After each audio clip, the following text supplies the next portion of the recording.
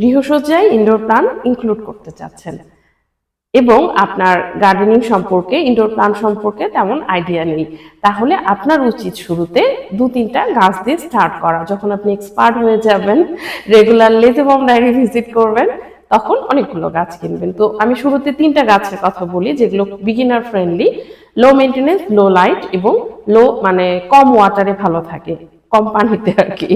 তো শুরুতে হচ্ছে এই জিজি প্ল্যান্ট, ঠিক আছে, দেখা যাচ্ছে।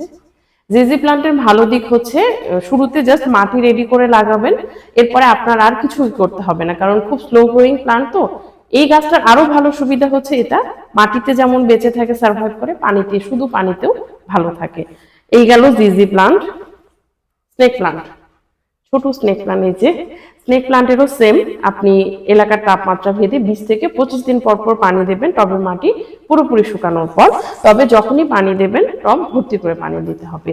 জিজি প্ল্যান্টের ক্ষেত্রেও কিন্তু আপনি 20 থেকে 25 দিন পর পর পানি দিবেন এলাকার তাপমাত্রা ভেদে।